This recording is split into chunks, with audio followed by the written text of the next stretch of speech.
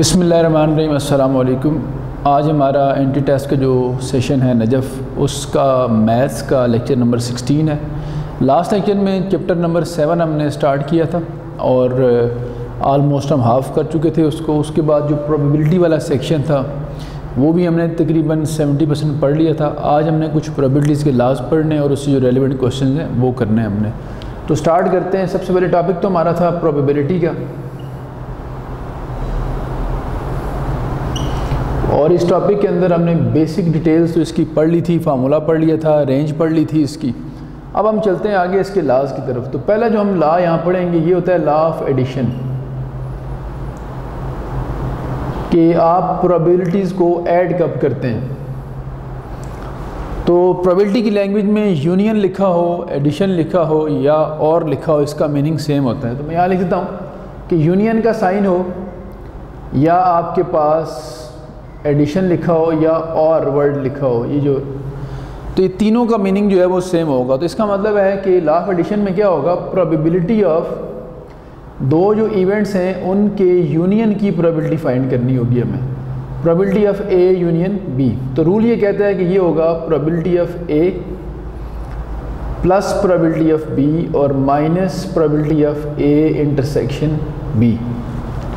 इसे कहते हैं general law of addition. Generally हम यूँ लिखते हैं। फिर पर्टिकुलरली अगर ए और बी म्यूचुअली एक्सक्लूसिव हों, उसको हम नोट बना के लिखते हैं, if A and B are mutually exclusive. अब म्यूचुअली एक्सक्लूसिव हमने लास्ट जो क्लास थी हमारी उसमें पढ़ा था कि म्यूचुअली एक्सक्लूसिव इवेंट्स वो होते हैं जिनमें कॉमन कुछ नहीं होता।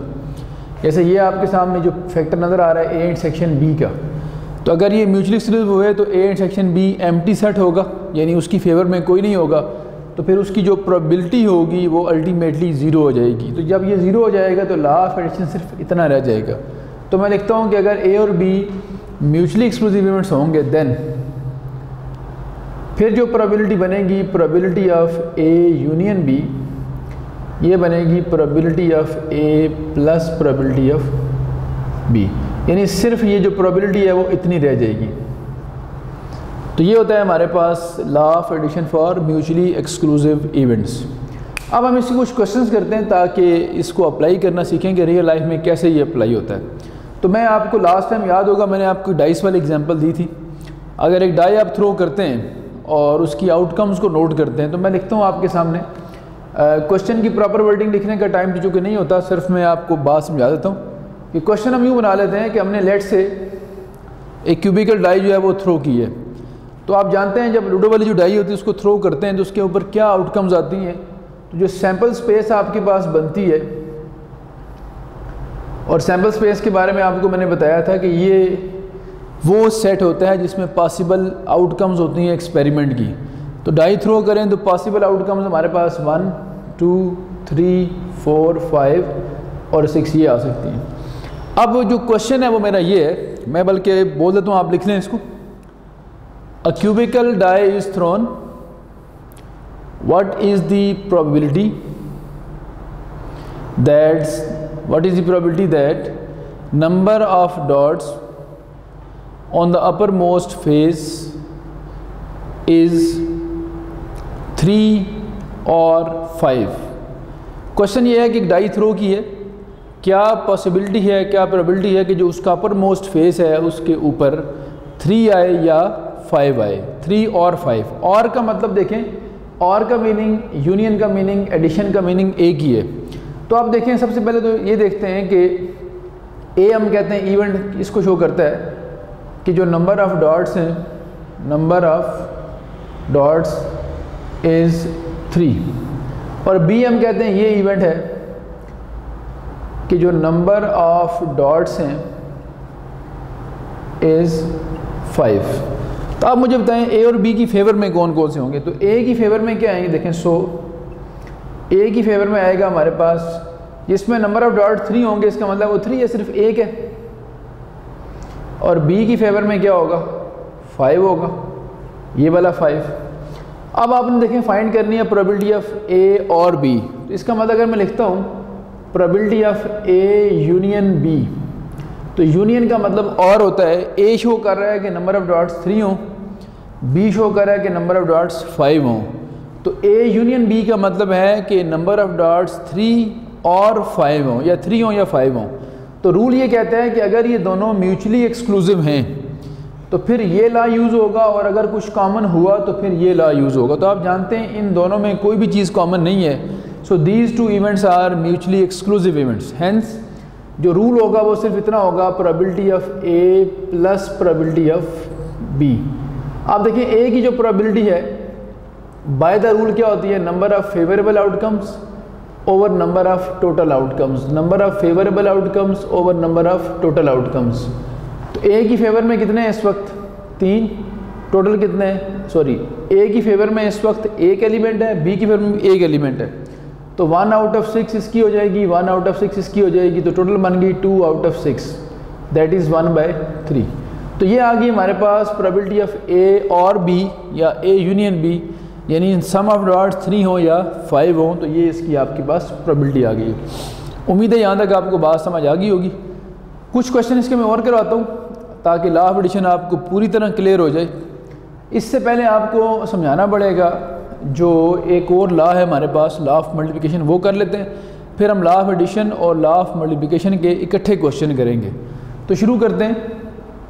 नंबर 2 जो है, मैंने आपसे कहा था कि 2 हमने लॉज पढ़ने, लॉ ऑफ एडिशन हमने पढ़ लिया, अब लॉ ऑफ मल्टीप्लिकेशन पढ़ते हैं। तो लॉ ऑफ मल्टीप्लिकेशन देख लेते हैं।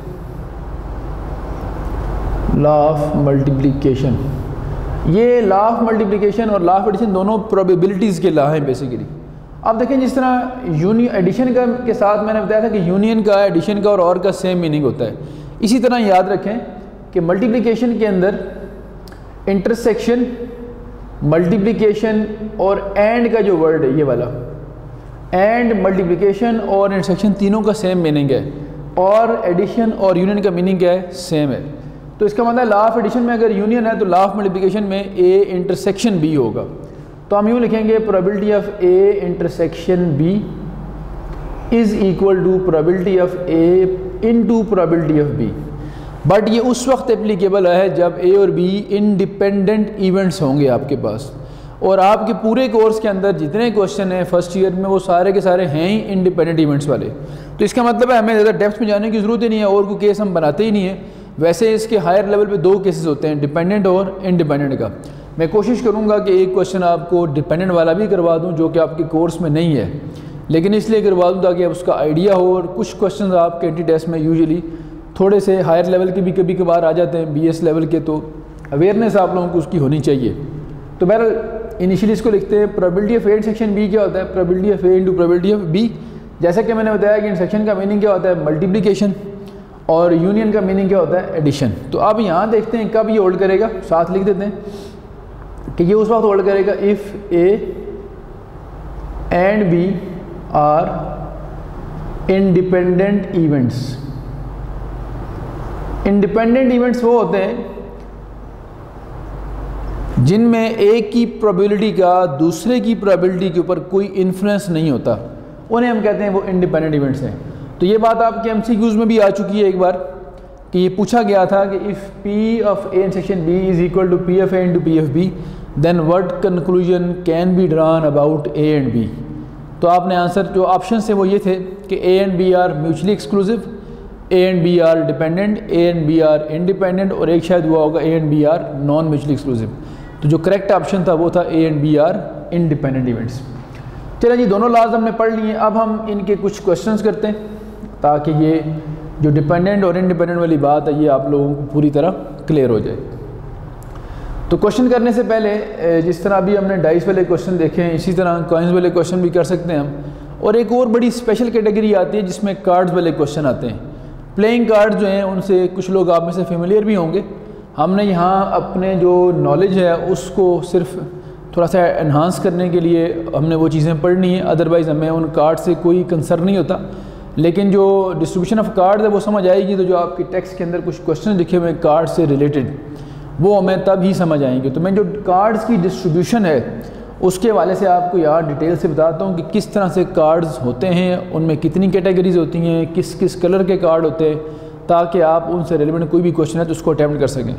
तो मैं आप लोगों के सामने ये 2 लाज लिखने के बाद यहाँ पे एक डिस्ट्रीब्यूशन बनाता हूँ इसकी, ताकि ये आप समझ सकें। अच्छा जी, हेडिंग लिखी है मैंने डिस्ट्रीब्यूशन ऑफ कार्ड्स, और कार्ड्स की डिस्ट्रीब्यूशन है उसको समझते हैं ज़रा। एक बात तो आप याद रखेंगे, टोटल जो प्लेइंग कार्ड्स होते हैं वो 52 होते हैं। इसमें जो जोकर्स वगैरह होते हैं वो इन्वॉल्व नहीं होते, सिर्फ जो प्लेइंग कार्ड्स हैं उनको हम डिस्कस कर रहे हैं। तो 52 जो कार्ड्स हैं, सबसे पहले कैटेगराइज करते हैं कलर वाइज इसको। 2 तरह की कैटेगरीज होती हैं, जिनमें से हम अगर डिवाइड करें तो रेड कार्ड और ब्लैक कार्ड, ये 2 कलर वाइज इनकी कैटेगरीज होगी। 52 में से 26 रेड कार्ड होते हैं और 26 ब्लैक कार्ड्स होते हैं। इसके बाद आगे चलते हैं, हर जो रेड कार्ड्स होते हैं इसके अंदर 2 कैटेगरीज फर्दर होती हैं, और वो 2 कैटेगरीज कौन सी हैं? एक तो आपके पास इधर है जिसको हम कहते हैं कि डायमंड कार्ड्स होते हैं इसमें। फिर दूसरी कैटेगरी इसके अंदर आती है हार्ट की। इधर अगर आप देखें ब्लैक के अंदर, इसमें भी 2 इसी तरह से डिस्ट्रीब्यूशन की फर्दर कैटेगरीज बनेंगी। इसमें आपके पास स्पेड और क्लब 13 होते हैं हमारे पास डायमंड कार्ड्स, 13 हार्ट, 13 ही स्पेड और 13 ही जो है वो क्लब। तो आप ज़रा देखें, टोटल 52, रेड 26, ब्लैक 26, फिर 26 के फिर 2 पार्ट्स 13 के होते हैं, ब्लैक डायमंड और हार्ट के, और स्पेड और क्लब के। अच्छा, ये तो हो गए इनके 4 बेसिक सूट्स। अब देखें, डायमंड 13 है, हार्ट 13 है, स्पेड 13 है, क्लब 13 है। इसका मतलब 13 कैटेगरीज ओवरऑल और होंगी जो इनके अंदर प्लेस हुई होंगी। अब वो 13 कैटेगरीज कौन सी होती हैं? इसमें फर्दर हम देखते हैं कुछ नंबरिंग वाले कार्ड्स होते हैं जिनको हम नंबर्ड कार्ड्स कहते हैं। नंबर्ड कार्ड्स का मतलब ये है कि जिनके ऊपर नंबरिंग हुई होती है, जैसे 2, 3, 4 एंड 10 तक। तो नंबरिंग कार्ड जो है वो नंबर 2 से शुरू होता है, जिस पे नंबर 2 लिखा होता है, 3 लिखा होता है, 4 और फिर 10 तक। नंबर 1 वाला कार्ड नहीं होता। तो N(2) जो है, N(2) का मतलब है वो कार्ड जिनके ऊपर 2 लिखा होगा, ये 4 होते हैं। फिर N(3) का मतलब जिस पे 3 लिखा हो वो भी 4 होंगे। करते करते इसको ले जाएं एंड तक, तो N(10), नंबर 10 वाले भी आपके पास 4 कार्ड्स होंगे।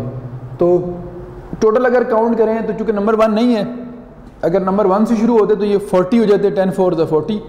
लेकिन चूँकि नंबर 1 नहीं है, नंबर 2 3 से आगे हैं, तो ये होंगे 36। अच्छा, अब नंबर्ड कार्ड के बाद दूसरी कैटेगरी आती है जिनको हम फेस्ड कार्ड कहते हैं। फेस कार्ड भी कहते हैं या इनको हम पिक्चर कार्ड्स भी कहते हैं।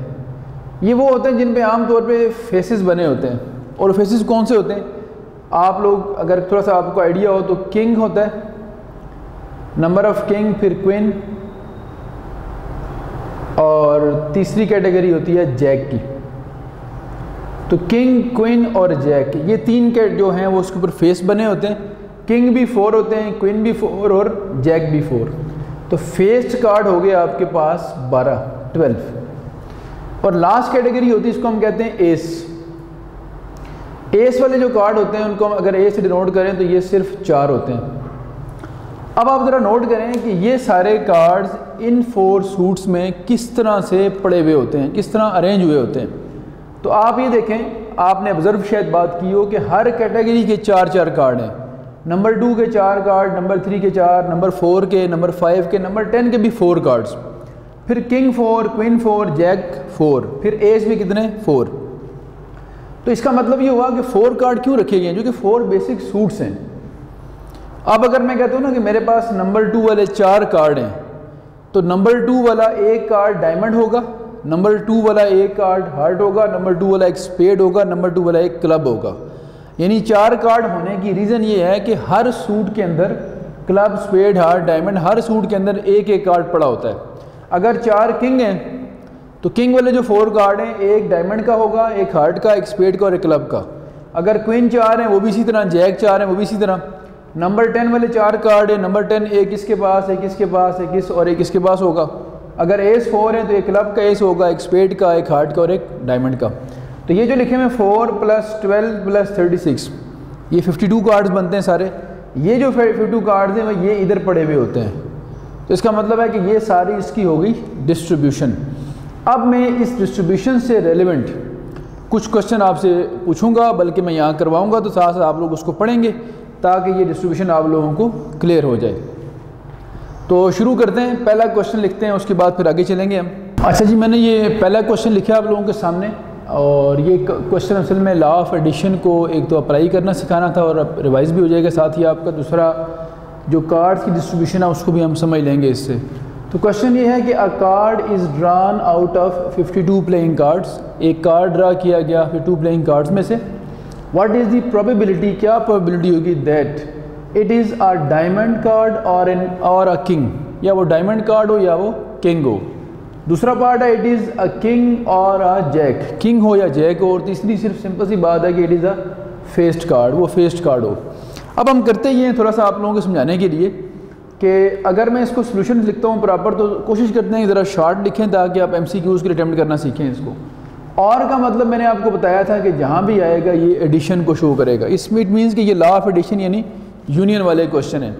अब ये देखना बाकी है कि ये म्यूचुअली एक्सक्लूसिव वाले हैं या नॉन म्यूचुअली एक्सक्लूसिव वाले क्वेश्चन हैं। तो शुरू करते हैं हम। सबसे पहले तो आप ये देखें, जो पहला इसका पार्ट है ये वाला, इट इज़ अ डायमंड और अ किंग। तो आप नोट करें जो प्रोबेबिलिटी ऑफ डायमंड है, डायमंड कार्ड टोटल कितने हैं आपके पास 13। तो 13 चूँकि ड्रा कितने में से कर रहे हैं 52 में से, तो अब हमारा जो डायमंड की प्रोबेबिलिटी होगी वो number of diamond cards over number of total cards. तो ये आ जाएगा 13/52 जो कि अल्टीमेटली बनेगी 1/4। इसी तरह किंग की प्रोबेबिलिटी निकालें, प्रोबेबिलिटी ऑफ किंग, इसको सिंपली मैं K से डिनोट करता हूँ। तो number of king over number of total. तो आप देख सकते हैं किंग कितने हैं आपके पास, किंग आपके पास 4 है और जो टोटल कार्ड्स हैं आपके पास वो हैं 52। तो किंग की प्रोबेबिलिटी होगी 1/13। अच्छा, अब ये बात आती है कि क्या डायमंड में और किंग में कुछ कॉमन भी होगा ताकि ये डिसाइड हो सके कि ये म्यूचुअली एक्सक्लूसिव हैं या नहीं हैं। तो आप जानते हैं कि किंग 4 होते हैं। 4 किंग होने का मतलब है कि एक क्लब के पास एक स्पेड में, एक हार्ट में, एक डायमंड में होता है। इसका मतलब हर डायमंड कार्ड के अंदर अगर हम डायमंड कार्ड के 13 का जो पैच उठाएंगे तो उसमें एक किंग लाजमी होगा, यानी डायमंड में और किंग में कॉमन एक कार्ड होता है। तो उसको हम कहेंगे probability of diamond intersection king, यानी डायमंड के अंदर किंग कौन सा होगा, यानी कितने होंगे।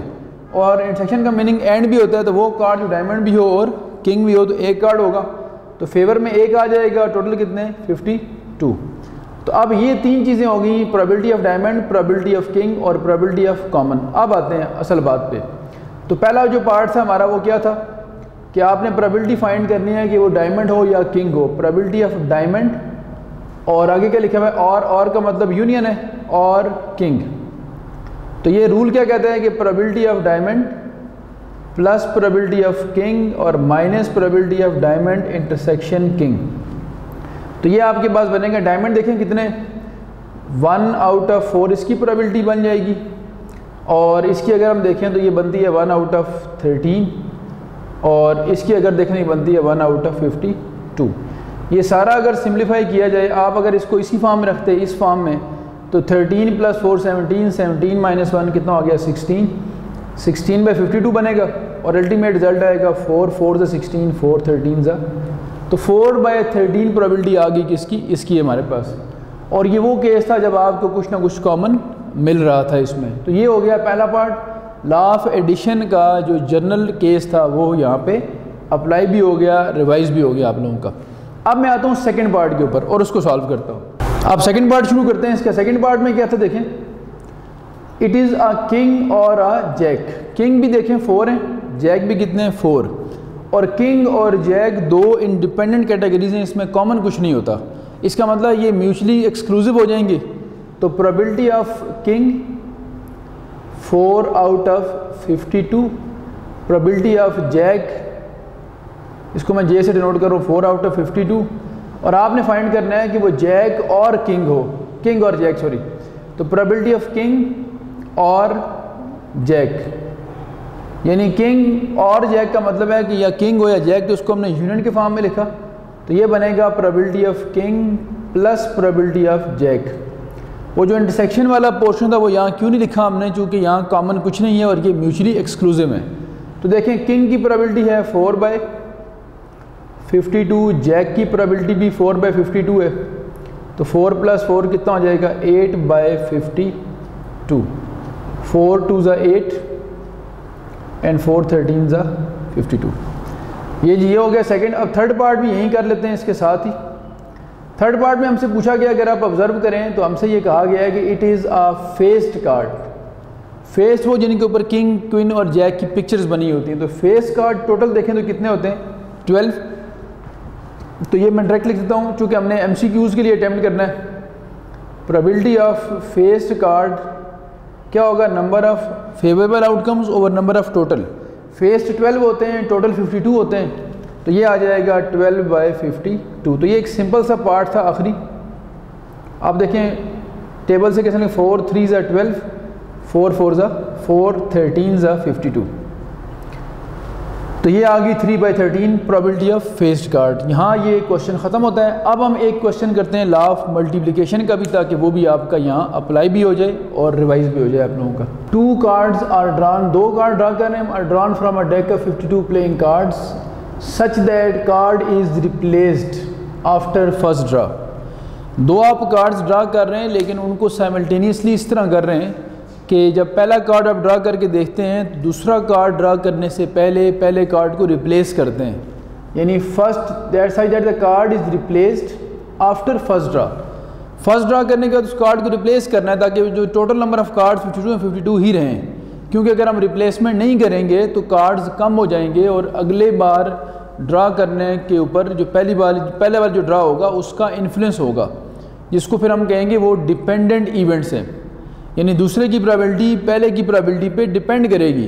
तो मैंने आपसे पहले कहा कि आपके पूरे कोर्स में सारे क्वेश्चन हैं ही सिर्फ इंडिपेंडेंट वाले, इसलिए आपके कोर्स में जब भी इस तरह का ड्रा होगा, किसी बैग से आपने बॉल्स ड्रा करनी होंगी या आपने कोई और चीज़ पिक करनी होगी, तो वहाँ जब भी आप मोर देन 1 ड्रा करेंगे तो आपने हमेशा रिप्लेसमेंट करनी होगी।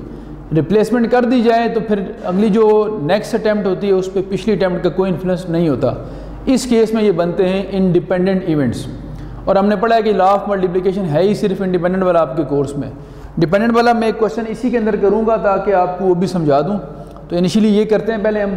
अच्छा, क्या हमें बताना है कि जो फर्स्ट कार्ड, जो कि 2 कार्ड ड्रा हुए हैं, तो फर्स्ट कार्ड होना चाहिए किंग और सेकंड कार्ड होना चाहिए एस। किंग भी 4 है, एस भी 4 हैं आपके पास, और ये दोनों हैं भी इंडिपेंडेंट। तो पहले पार्ट का सोल्यूशन अगर एक लाइन में लिखें तो क्या लिखना है, प्रोबेबिलिटी ऑफ किंग और उसके बाद यूनियन एस, सॉरी यूनियन ही, चूँकि ये एंड है तो एंड का मतलब मल्टीप्लिकेशन है, तो probability of king and ace, यानी probability of king intersection ace. Intersection mean and, पहला कार्ड किंग एंड दूसरा कार्ड एस हो। तो चूँकि ये इंडिपेंडेंट होंगे तो हमने आज पढ़ा है कि फिर इनको सिंपली हम मल्टीप्लाई कर देंगे। तो किंग की प्रोबेबिलिटी आपने पिछले पार्ट में, पिछले क्वेश्चन में की, आप जानते हैं किंग 4 होते हैं, तो प्रोबेबिलिटी 4/52, एस भी 4 है तो 4/52। तो ये दोनों अलग अलग करें, 1/13 मल्टीप्लाइड बाय 1/13, तो 1/169 आ जाएगा। ठीक होगी बात भाई। अब आते हैं सेकंड पार्ट के ऊपर। Both the cards are faced card, दोनों फेस कार्ड हो, पहली बार भी फेस कार्ड, दूसरी बार भी फेस कार्ड ही हो। तो फेस कार्ड कितने हैं आपके पास, 12 हैं। तो ये देखें probability of face card and का मतलब इंटरसेक्शन ही है, फिर फेस कार्ड, तो यूँ कह लें probability of F and F. तो ये भी चूँकि रिप्लेसमेंट कर दी गई थी इसलिए ये भी इंडिपेंडेंट रहेंगे। तो सिंपली आप मल्टीप्लाई करेंगे probability of face into probability of face card. तो प्रोबेबिलिटी ऑफ फेस कार्ड अगर आपने निकालनी है तो फेस कार्ड कितने होते हैं हमारे पास, देखें 12 में, तो क्या होगी पहली बार 12/52 एंड देन 12/52। तो 4 3 ज़ा 12, 4 13 ज़ा 4 3 ज़ा 12 और 4 13 ज़ा। तो इसका मतलब ये हो गया कि अब आपके पास 9/169 इसकी प्रोबेबिलिटी आ गई। अच्छा, वैसे ज़रा सा हम डिस्कस करते हैं कि अगर रिप्लेसमेंट ना करते हम, ये जो लिखा है ना कि कार्ड इज़ रिप्लेस्ड, अगर हम कहते हैं विदाउट रिप्लेसमेंट ड्रा किया जाता, विदाउट रिप्लेसमेंट, इसका मतलब क्या होता है, इसका मतलब है कि जब आप 2 कार्ड्स ड्रा कर रहे हैं तो पहला कार्ड ड्रा करने के बाद उस कार्ड को दोबारा बैग में नहीं रखना, उस डेक में नहीं रखना, आपने उसको बाहर रखना है। तो 52 कार्ड में जब आप एक कार्ड निकाल लेते हैं तो पीछे 51 बचते हैं। अब देखिएगा इससे क्या फ़र्क पड़ेगा। इस तरह अगर हम करते तो क्या होता, मैं लेट से फाइंड करता हूँ दोनों में से कोई एक पार्ट विदाउट रिप्लेसमेंट, ये वाला पार्ट कर लेते हैं। तो हमने क्या फाइंड करना था, probability of king and ace, यानी पहला कार्ड किंग हो दूसरा एस हो। विदाउट रिप्लेसमेंट याद रखना है ये हमेशा बन जाते हैं डिपेंडेंट इवेंट्स, और डिपेंडेंट इवेंट्स में सिर्फ हम मल्टीप्लाई नहीं करते, उसकी कोई ना कोई उसमें चेंज आता है, इन्फ्लुएंस होता है पहले वाली अटैम्प्ट का। तो देखें इसमें क्या होना है, पहले हम लिखेंगे अगर let's say probability of king, तो हम यूँ लिखते होते हैं प्रोबेबिलिटी ऑफ किंग, और दूसरी बार जिस तरह यहाँ मल्टीप्लाई की तरह से मल्टीप्लाई नहीं करना, हम यूँ लिखेंगे प्रोबेबिलिटी ऑफ एस, और ये स्लैश किंग लिखेंगे। स्लैश किंग का मतलब होता है कि किंग उसमें से एक निकाल दिया है हमने, यानी किंग को निकाल के बाकी देखना है कि अब एस की प्रोबेबिलिटी क्या होगी। तो फ़र्क देख लें, इसमें सिंपल मल्टीप्लिकेशन है, इसमें थोड़ा सा चेंज है। स्लैश का मतलब ये है कि किंग को हमने माइनस कर दिया, निकाल दिया। अब देखें होना क्या है, किंग की प्रोबेबिलिटी जब आपने पहली बार अटैम्प्ट किया तो 52 कार्ड्स थे, तो किंग की प्रोबेबिलिटी थी 4/52। अब ये स्लैश के का मतलब है कि किंग एक निकल गया, एक किंग निकलने का मतलब पीछे रह गया आपके पास टोटल किंग 4 थे, एक निकल के पीछे कितने रह गए 3। टोटल कार्ड्स 52 थे, तो एक निकलने से 51 बच गए। लेकिन एस तो कोई नहीं निकाला हमने, एस तो 4 ही हैं। अगली बार जब हम एस निकालेंगे तो अब एस 4 होंगे और टोटल कार्ड्स कितने होंगे 51। तो एस की प्रोबेबिलिटी क्या बनेगी 4/51। तो ये जो स्लैश का मतलब है इसका फ़र्क ये पड़ा कि एस गिवन किंग का मतलब होगा 4/51। तो ये जो चेंज आया है एक माइनस होने का, ये डिपेंडेंस को शो करता है कि अब एस के आने की प्रोबेबिलिटी किंग के ऊपर डिपेंडेंट थी, क्योंकि हमने रिप्लेसमेंट नहीं की थी। इसी तरह अगर हम यहाँ करते तो पहली बार फेस कार्ड का 1252 होता और अगली बार एक फेस कार्ड निकल चुका होता, तो हमारा जो प्रोबेबिलिटी आनी थी वो 11/51 आनी थी। तो ये फ़र्क होता है आपके कोर्स में, आल दो सिर्फ इंडिपेंडेंट वाले क्वेश्चन, लेकिन डिपेंडेंट का भी आपको आइडिया होना चाहिए। एक आध क्वेश्चन और कर लेते हैं, ये तो दोनों का क्वेश्चन थे कार्ड से। आप थोड़ा सा कार्ड से हट के भी 2 क्वेश्चन करते हैं जिसमें आप ये लॉ ऑफ मल्टीप्लिकेशन को समझ सकें। अच्छा, अब हम कुछ और क्वेश्चंस कर लेते हैं इसके। जिस तरह हमने इससे पहले क्वेश्चंस किए आप लोगों ने देखे होंगे कि जो लॉ ऑफ मल्टीप्लिकेशन है उसके हमने कार्ड्स वाले क्वेश्चन किए थे। अब मैं आप लोगों को करवा देता हूँ कुछ क्वेश्चन जो लॉ ऑफ मल्टीप्लिकेशन के ही हों लेकिन ज़रा डिफरेंट हों। इसके अलावा आपके पास डाइस वाले क्वेश्चन होते हैं या कॉइन्स वाले क्वेश्चन है, या इसके अलावा और भी हो सकते हैं। तो अभी मैंने एक क्वेश्चन लिखा आप लोगों के सामने कि 2 dice are thrown twice. 2 dice जो है वो 2 दफ़ा थ्रो की गई हैं, यानी एक बार 2 डाइस थ्रो की गई और उसके बाद फिर दोबारा वही 2 डाइस थ्रो की गई हैं। तो 2 dice are thrown twice. What is the probability that, probability find करनी है किस चीज़ की, the sum of dots shown in the first row, the sum of dots shown in the first row is 7 and in second row is 11। यानी जब आप throw करते हैं जो दो जो डाइस हैं उनके अपर मोस्ट जो फेसेस होते हैं उनके ऊपर जो डॉट्स हैं वो आपने बताना है कि या वो 7 हो या वो 11 हो। तो अब देखते हैं किस तरह से करना है आप लोगों ने। आप लोग ये करेंगे कि एक बार आप जानते हैं जब डाइस को हम थ्रो करते हैं तो उस पर 6 पॉसिबिलिटीज़ होती हैं, 1 2 3 4 5 6।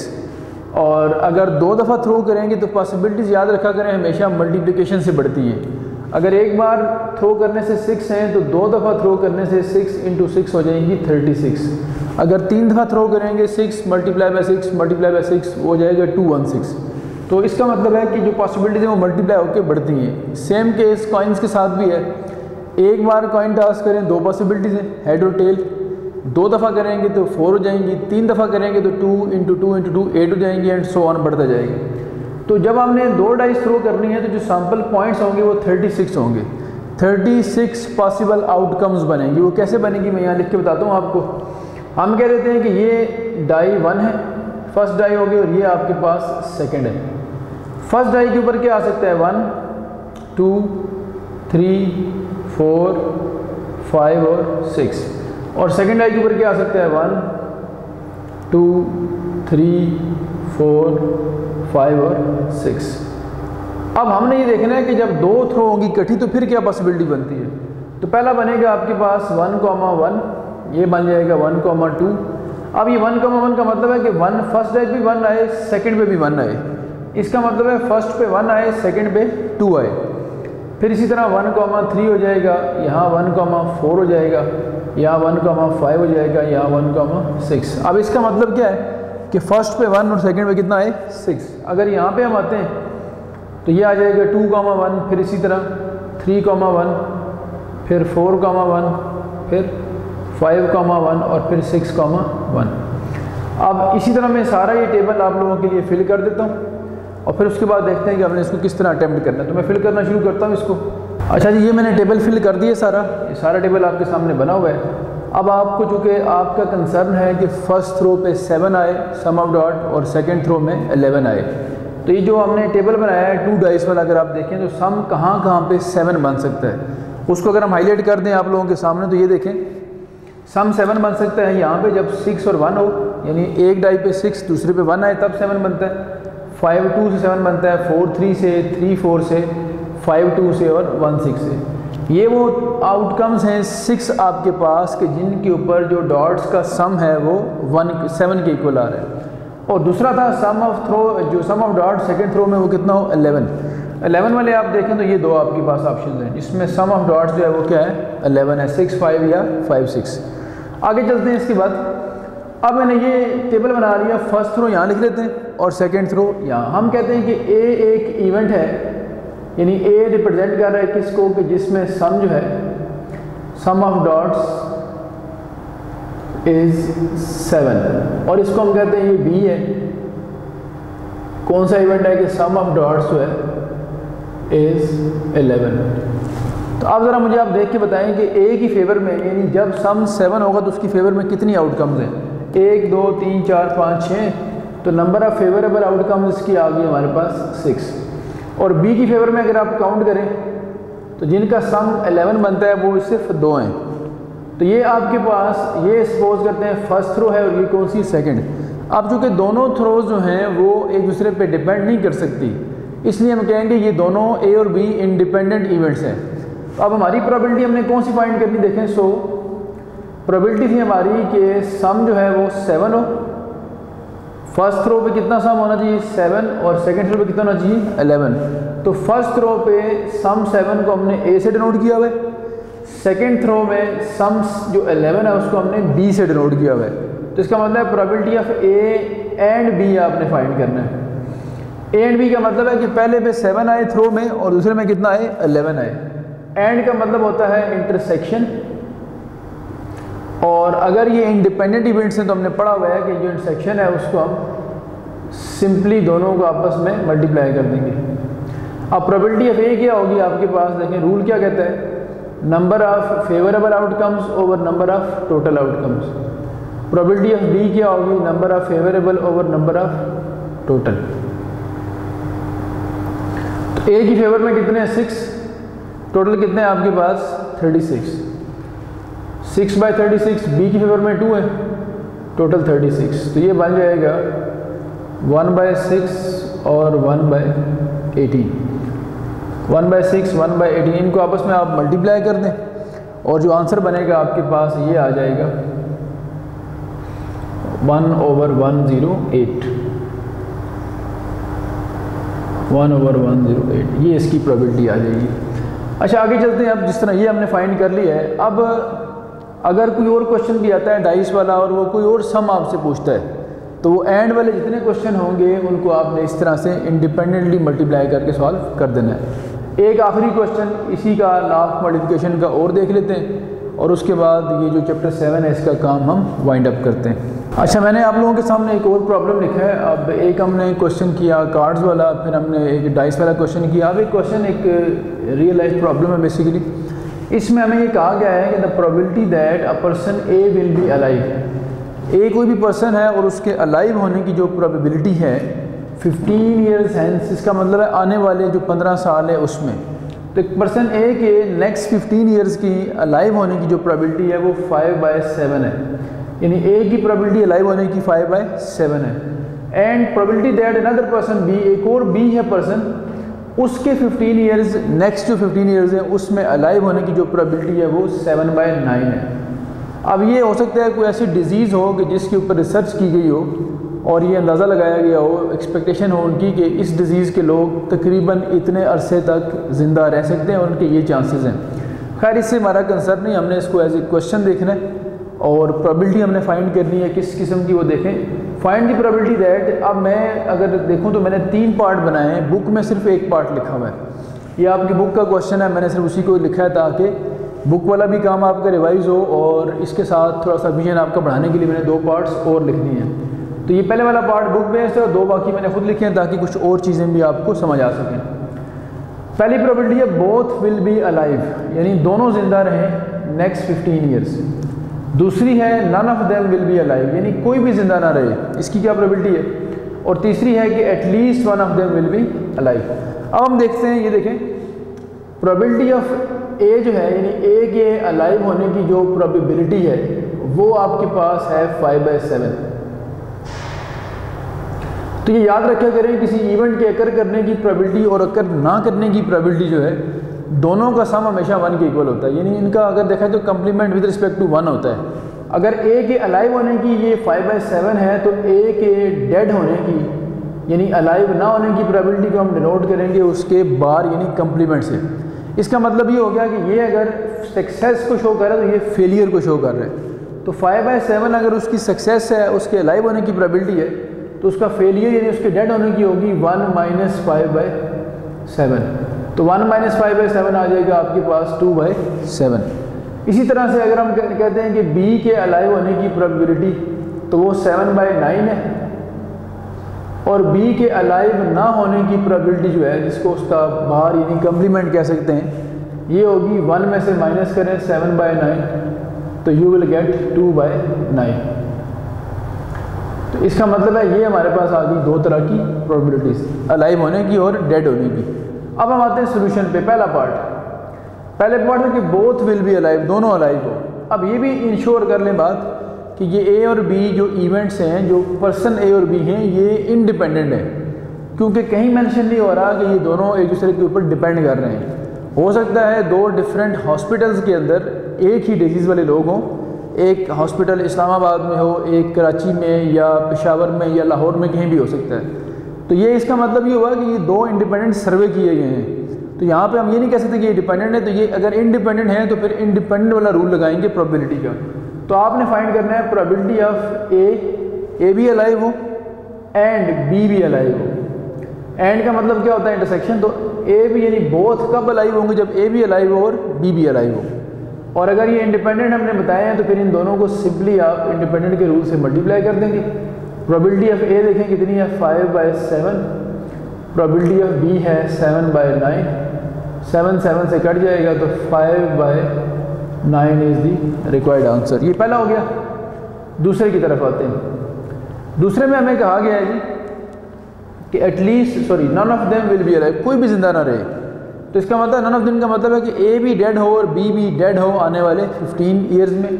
तो हम यूँ कहेंगे probability of A bar and B bar. A और बी के ऊपर बार लगाने का मतलब है कि अगर ए अलाइव होने की है तो ए बार उसके डेड होने की, उसका कंप्लीमेंट है।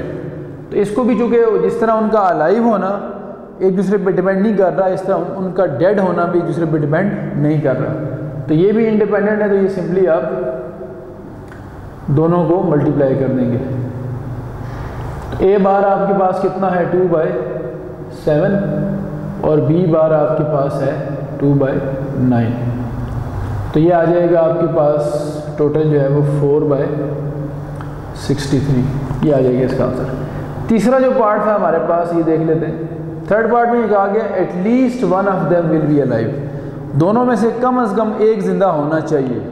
एटलीस्ट का मतलब क्या होता है? देखें कि कम से कम एक हो या एक से ज़्यादा भी हो सकते हैं।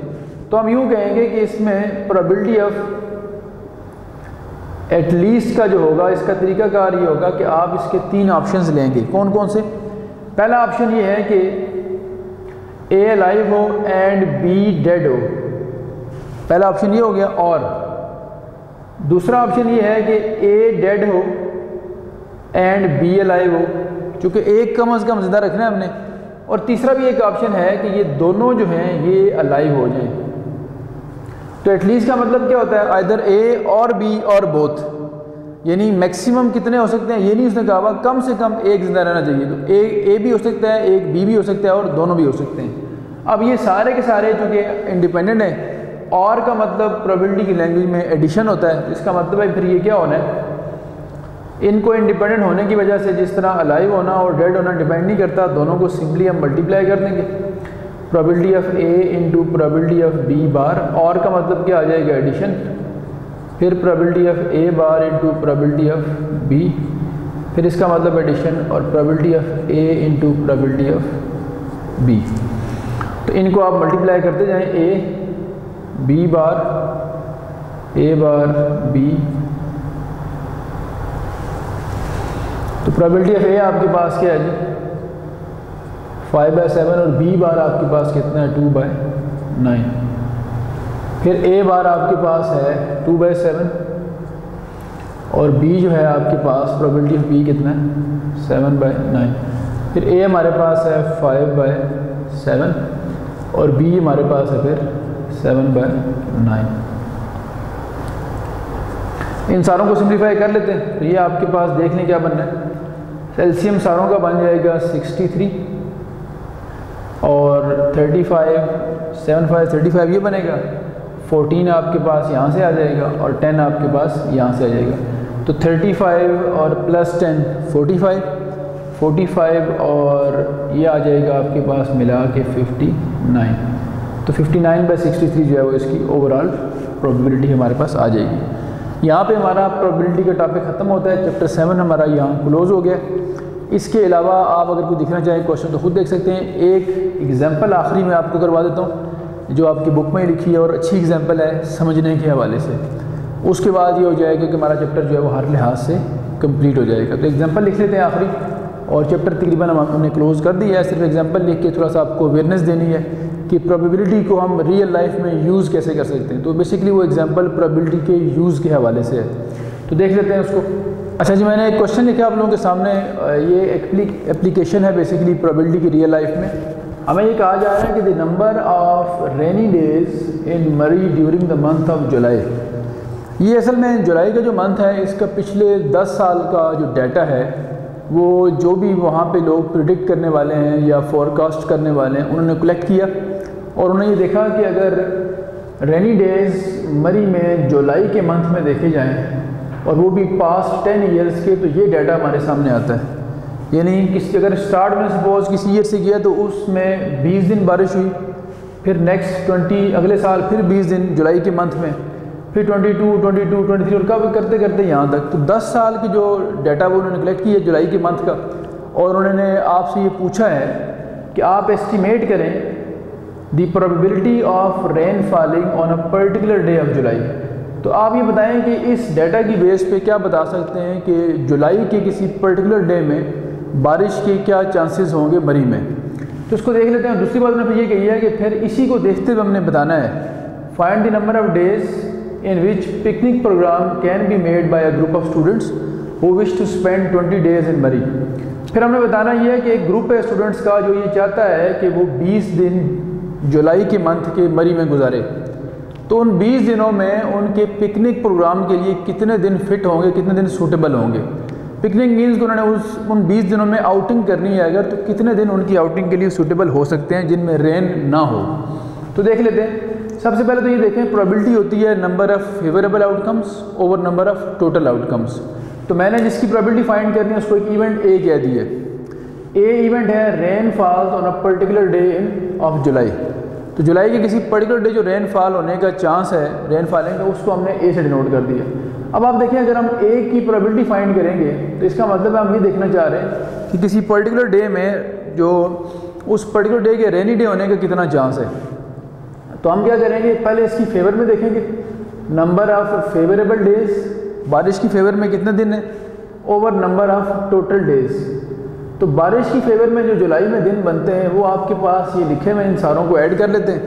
तो ऐड करना शुरू करें, देखें क्या बनेगा आपके पास। मैं यहाँ लिख देता हूँ ज़रा।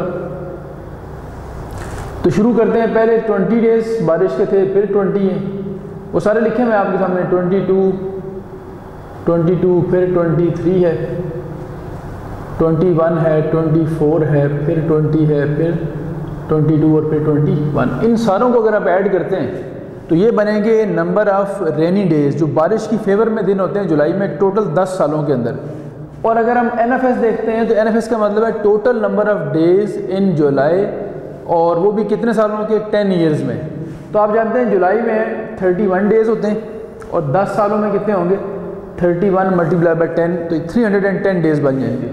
न्यूमरेटर अगर आप ऐड करें तो बड़ा सिंपल से, वैसे मैनुअली ऐड कर लें तो ये आपके पास बनेगा 215 और नीचे बनेगा 310। तो तकरीबन रेशो जो है वो 0.7 बनेगी अप्रॉक्सीमेटली। अब 0.7 का मतलब ये है, ये अप्रॉक्सीमेशन है, कुछ राउंड ऑफ करके ये बनता है। तो A जो है प्रोबेबिलिटी ऑफ A कह लें, ये 0.7 आ गई। 0.7 का मतलब 7 आउट ऑफ 10, यानी हर 10 में से 7 दिन बारिश है। तो ये जो 7/10 यानी 0.7, इसको आप 70% भी कह सकते हैं। तो किसी पर्टिकुलर डे में 70% चांस होता है बारिश के होने का, और 30% चांस होता है बारिश के ना होने का। अब हमने ये बताना है कि वो जो स्टूडेंट्स का ग्रुप है, ये पहला पार्ट तो हमारा हो गया सॉल्व। दूसरे पार्ट हमने ये बताना है कि जो स्टूडेंट्स का ग्रुप है जो 20 डेज़ मरी में स्पेंड करना चाह रहा है जुलाई के मंथ के, तो उनके लिए कितने दिन सूटेबल होंगे पिकनिक के लिए, यानी आउटिंग के लिए। अगर वो वहाँ स्टे करते हैं तो कितने दिन ऐसे होंगे जिनमें बारिश नहीं होगी। तो पहले हम ये देख लेते हैं कि कितने दिन ऐसे होंगे जिनमें बारिश होगी। बारिश होने की प्रोबेबिलिटी कितनी है, 7/10। देखें नंबर ऑफ़ रेनी डेज़ कह लें, ठीक है, नंबर ऑफ़ रेनी डेज़ जो होंगे ये अगर कैलकुलेट करने हैं इन जुलाई, ठीक है। अब नंबर ऑफ़ रेनी डेज जुलाई में अगर कैलकुलेट करने हैं हमने, तो आप ये बताएं कि उनके पास कितने हैं, 20 डेज़ हैं, और जुलाई के इन 20 डेज़ में से वो देखने जाने कितने दिन बारिश होगी।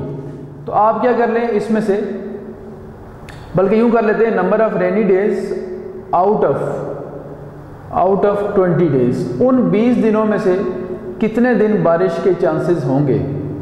तो आप ये करें कि जो प्रोबेबिलिटी है रेनफॉल की वो कितनी है, 7/10। इस प्रोबेबिलिटी को टोटल नंबर ऑफ़ डेज़ यानी 20 से मल्टीप्लाई कर दें, तो आप देखेंगे सिंप्लीफिकेशन के बाद यू विल गेट 14। तो 14 डेज़ ऐसे होंगे 20 दिनों में से कि जिन दिनों में बारिश होगी। तो इसका मतलब अगर टोटल वो group of students 20 days spend करेगा तो 20 डेज़ में से 14 डेज़ तो बारिश वाले हो जाएंगे, और जो पीछे दिन बचेंगे वो 6 डेज़ होंगे जो उनकी पिकनिक के लिए फ़िट होंगे। तो मैं लिख के लिखता हूँ यहाँ पे, हेंस नंबर ऑफ डेज़ और क्या लिखना है आप लोगों ने जी, फिट फॉर पिकनिक लिख दें या सूटेबल लिख दें, सूटेबल फॉर आउटिंग या पिकनिक।